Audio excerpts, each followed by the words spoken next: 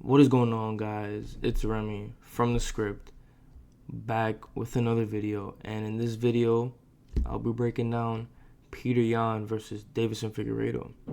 This is the first time the UFC goes to China in 10 years. And it's going to be very interesting.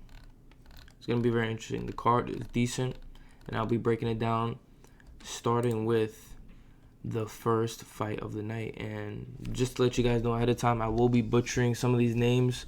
UFC doesn't have all their names for the Chinese fighters. They don't have their full names, so I will be butchering some of these names just to let you guys know ahead of time. So the first fight of the night, it is Maheshete. This is gonna be a long video, versus Nicholas Mata.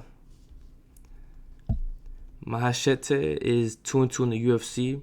He is 1-1 in TKOs, and one of those TKOs coming from Steve Garcia. He's 1-1 in decisions in the UFC. In the UFC, he is 3-2 in his last 5 fights, and he has a 29.6 significant strike accuracy. He's coming off a split decision win against bad competition. That guy was 1-2. And he's 1-2 against shorter opponents. Maheshete is 6 foot. Nicholas Mata is 5'9". He struggles with shorter opponents. And now we have Nicholas Mata. He's 14-5. And he has 10 finishes. All of his losses being finishes. He's 10-4 in TKOs, and he's been subbed once. So he's a finisher. If he's looking for a finish, it's gonna come from a KO or TKO. And I just don't know how he's the underdog in this fight. Nicholas Mata is the underdog in this fight, and the pick will be Nicholas Mata. Surprisingly enough, I don't even know how he's the underdog. It's kind of the same situation as last week. So yeah, I will be starting the card off with an underdog. I like Nicholas Mata. It's gonna be interesting. Now we have Quang Lee versus Xiao Long. So Xiao Long is 26-8 with 14 finishes. He's been finished 3 times, all of them being KOs. And he's good on the ground. He has 10 subs.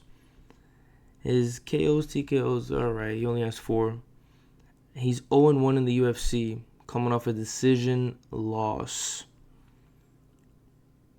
He's been fighting since he was 17 years old, and he's 4-5 in the last 5. 4 decisions, and that last was a loss. And 1 sub. So, I mean, he's alright, his last sub and, his last finish was in 2021. And he seems to be an active fighter, but he usually finishes people in the later rounds if he's going for a finish. Now we have Quang Lee. I actually got to see him fight on the fight night card. He looked okay, He's 0-1 in the UFC. He's 8-1 total. He was undefeated until he came to the UFC, and he's coming off a decision loss. He's never been finished, and he has 2 TKOs and 3 subs for finishes. He's 33 years old and has 36.8 significant strike accuracy. Both career TKOs, came in the first. He's an active fighter.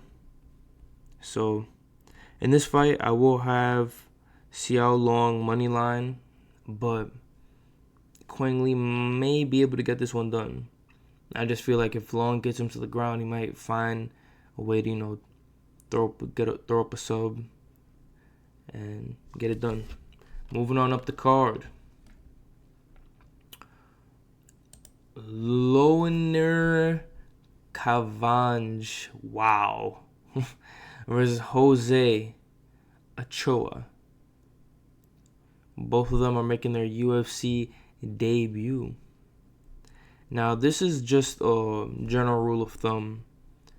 Bet against the person who doesn't have a profile picture. And no, I'm just kidding. I mean, it does work though. But let's break down this fight. Starting with Loner. He's 7-0 and he has 5 finishes. He's never been finished. He has 4 TKOs and 1 sub. And making his UFC debut, coming off a first round KO win on the Dana White Contender Series. Typically, he finds TKOs later in the round. He's 5'4" with a 67 reach, 66.7% significant strike accuracy. As you can tell, he has the Dana. I just seen he has the Dana White Contender Series gloves on right now. He's versing Jose. Jose's 7-0 as well. 7 finishes, never been finished. Finishes all his opponents, and he's making his UFC debut. Four career first round finishes. A little tongue twister right there. He's 3 in last 3 fights. He has never seen the third round, and that was in his last 4 fights. I believe this one's pretty obvious, but I'm going to go Loner. Although Jose does have the finishes, I just believe Loner may be able to get this one done. And, you know, we've seen what he looks like on the Dana White Contender Series, so just feel more comfortable going Loner. Oh, I said Loner. Moving on up the card. Wow, alright. We have Namarjargo. I'm cooked. Versus Tamendembero. And then we got Carlos Hernandez. I can say that. Sorry, I can say that. Carlos Hernandez. Okay. But anyway, we have Carlos Hernandez versus Tamendembero. Wow.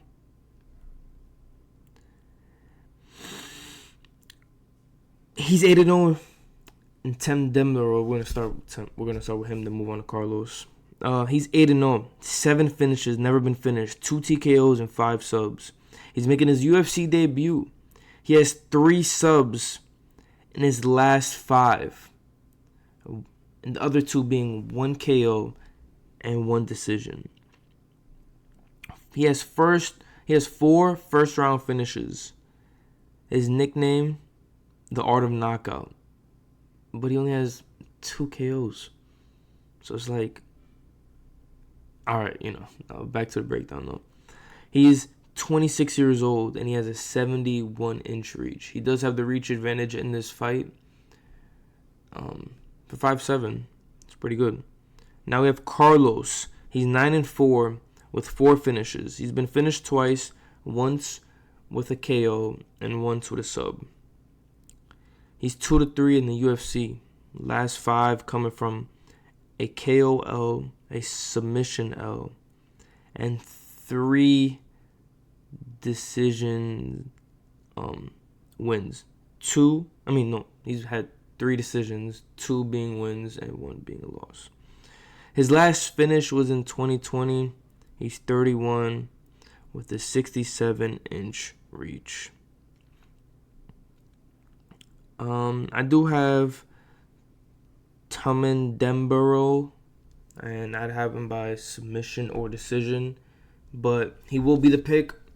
Moving on up the card.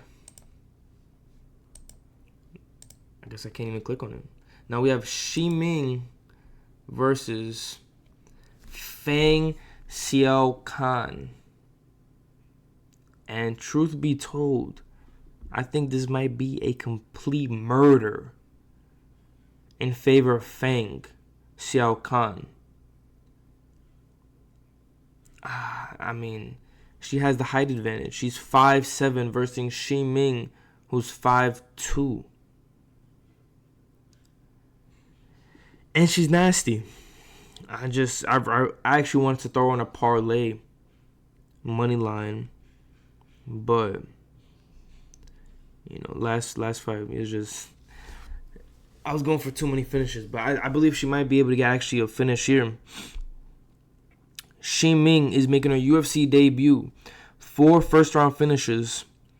She's 16-5, 7 finishes, and she's been finished twice. 1 by KO and 1 by sub. Shi Ming is also 30 years old. She has 4 first-round finishes, but the last one coming in 2022 by sub. She's 4-1 in the last 5, those 4 being 3 decision wins and 1 sub, and 1 loss by decision. She's 8 of last 10 that went the distance. This might go to distance. A lot of women's fights typically go to distance. That sounds very sexist, but I'm just calling it how I see it. But she's 5'2" with a 60-inch reach. But she does have a 50% significant strike accuracy. So, with those T-Rex arms, what I'm saying? She got the shot. No, I'm just kidding.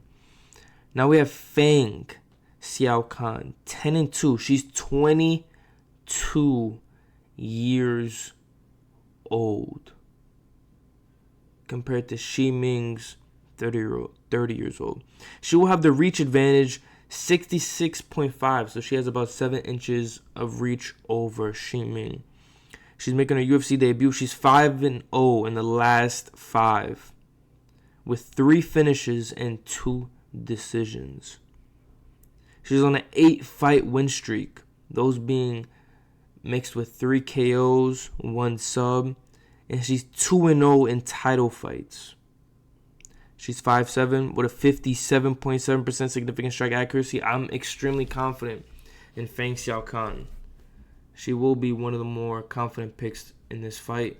She will be the pick. Moving on up the card, we have Kiru Singh Sahota and Dong Hun Choi.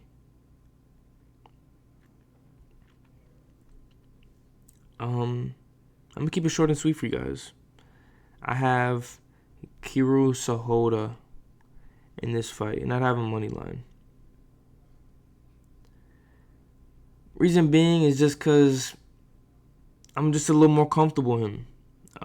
He's 12-2. He has 8 finishes. Finished once. He's 6-2. He's 6-1, and one of those losses is being a KO. And he's 2-0 in subs. He's never been subbed. He's making his UFC debut. 4-1 in his last 5. 2 of those being KOs, and 2 of those being decisions. His finishes usually come early in rounds 1 to 2.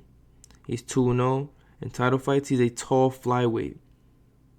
He's 5'10" in flyweight. I thought Steve Urkel was one of the guy that just got knocked out in August by Kai Kara France first round. Who's seen that coming? But I thought he was the tallest flyweight. He's about 5'9". This guy's 5'10" at flyweight. And he has a 73-inch reach. He's 29 years old. He's versing Dong Gung Choi. He's 8-0. He has 3 finishes. He's never been finished. His UFC debut. He's making his UFC debut. He has 2 KO wins in his last 5. He finishes fighters later on in rounds 2 to 3. He possibly may be able to get something on Kiru Singh in the later rounds, but I do believe if Kiru is able to find that pressure and just apply that pressure early on, Choi will have a hard time. The pick will be Choi, and just the height, the reach advantage could pose a problem for Choi. Moving on up to end off the prelims, we have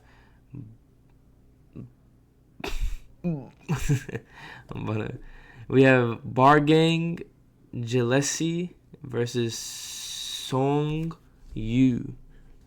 We have All right, so anyway, first we have Gillespie. He's 18-5. He's 18-5 in the UFC. He has 14 finishes. He's been finished 3 times. 1 coming from a KO and 2 coming from submissions. He's also making his UFC debut. 8 career first round finishes. He has 5 submissions and 3 TKOs. He's 4-1 in his last 5, and he has 4 decisions. One of them being a loss, and he has 1 sub. Now we have Yu. 13-3. Fuck, bro. Fuck, I need to learn these names, man. He's 13-3. He has 8 finishes. He's been finished once, and that was coming from a KO. He has 5 submissions. He's making his UFC debut. He's 4-1 in his last 5. He's 1-1 in terms of KOs and TKOs. And he has 3 decisions, 2 no contest. He has a good gas tank. If I had to pick somebody in this fight, it'd be Song Yu money line. So yeah.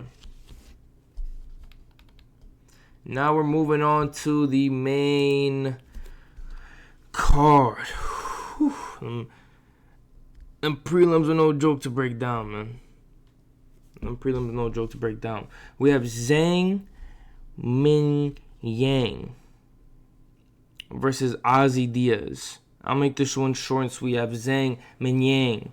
He's my predictions. Reason being, Zhang Min Yang, he's pretty nasty. It's pretty nasty.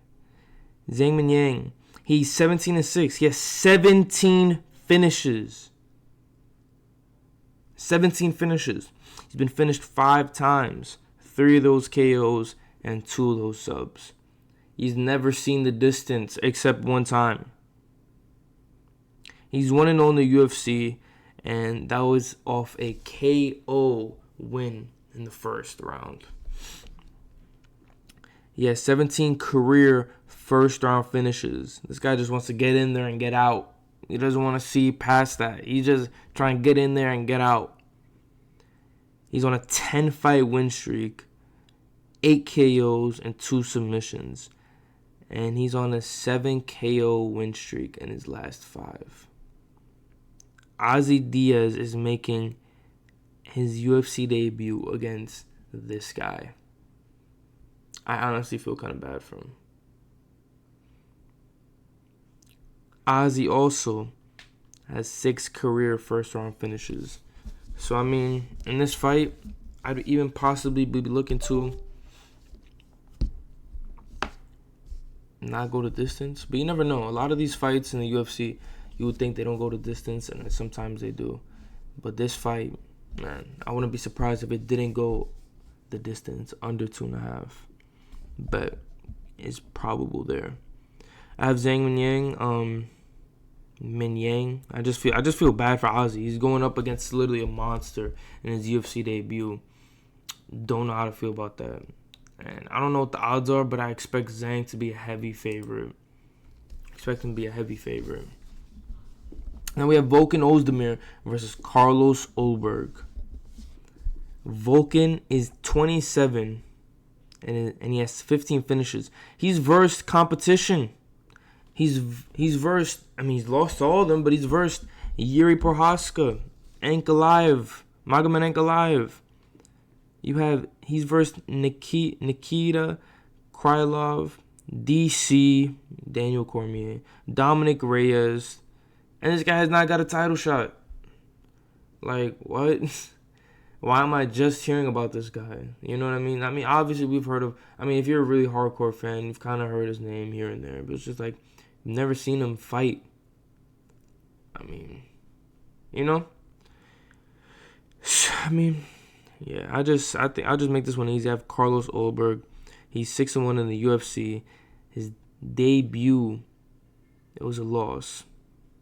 You know, he lost, but he faced decent comp in his debut. He's 5-0 in the last 5, all finishes, and it'll be 4 first-round KOs / TKOs. He has one sub, coming off a 12-second KO win. And that was in May 2024. Carlos may be able to get this one done. I believe he will. He has the reach advantage, the height advantage. If Volkan's able to stop his pressure early on, then I can see possibly, maybe, Volkan winning. But I just feel like Carlos's pressure might be too much early on, and there could be a KO early on. I don't see this one going the distance either. Now we have Wayne Kong versus Gabriel Fernandez. I believe Wayne Kong is like a -900 favorite. She's nasty. I believe she beat Valentina Shevchenko in a kickboxing fight. And just to let you guys know, Valentina Shevchenko is literally the champ right now. Wayne Kong is nasty, and I possibly see her getting a KO. We haven't really seen her take down defense as much, but her stand-up is nasty. If Gabriella decides to stand up with Wayne Kong, I mean, it's going to be a long day for her, or not. I mean, I see Wayne Kong getting a possible KO, TKO, first 2 rounds. I mean, you know, both of them do have a similar reach advantage and height advantage, but Fernandez also 2 out of her last 5. I mean, I don't really know what else to say. Wayne Kong is nasty. She's an up-and-comer, and she just fought not too long ago. I believe she fought like 2 or 3 months ago. This is going to be an exciting fight. I do have Wayne Kong, and yeah. She's just an upcoming prospect. Her nickname's the Joker. Pretty cool. So yeah, if Wayne Kong doesn't get it done early, Gabriela Fernandez has a chance later on. Maybe mixing, or not even mixing, like pray for a takedown, bro. Because Wayne Kong will like put it on her. You know what I mean? Now moving on up the card, Sunken on. Muslim Talikov. This guy's 40 years old, man. What are you doing? This guy's 40 years old. Give me San Kanan.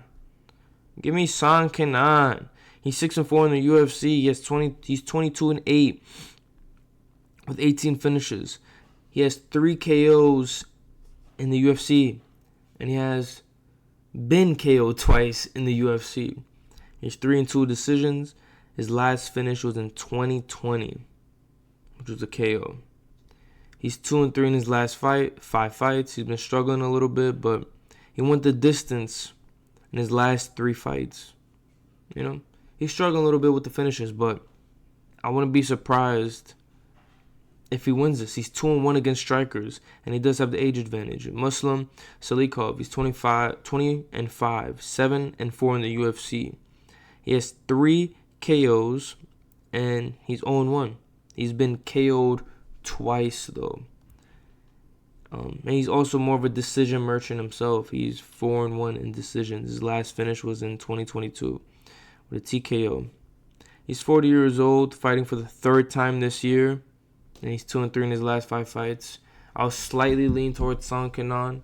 I'm not completely confident in this bet, just because this is one of those toss-ups. But he is plus money. Would I recommend betting on this? No. If you want to see good underdogs, the video's coming out on Thursday with all the odds. But yeah, still solid though. Now we have Yang Xiaonan versus Tabitha Ricci. Now you know the judges love them some Tabitha Ricci. I like me some Tabitha Ricci too. You know, she a little baddie. She a little baddie. Tabitha. Let's break this down. Yang Xiaonan is coming off that title loss against Zhang Weili, and Zhang Weili is actually nasty. I don't know if you guys watched that fight. It was during UFC 300, but literally, Zhang Weili choked her out, and Yang Xiaonan literally just got right back up. She's a dog. And she does have the height advantage in this fight. She's 5'5". Tabitha Ricci's 5'1". She will have the reach advantage as well.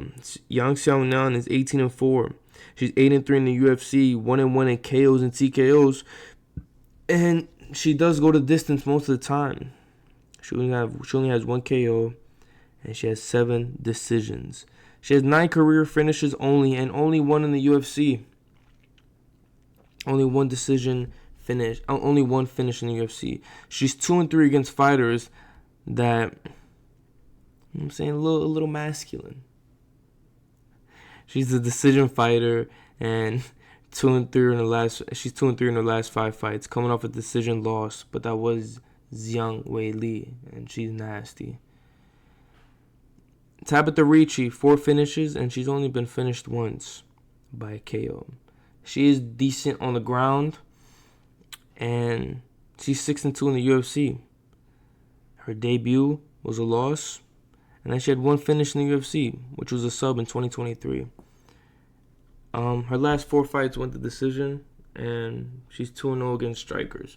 I believe Tabitha Ricci does have a chance. My pick will be Yang Xiaonan, and I believe she is a 2-1 favorite. But I mean, I think it just makes sense, you know.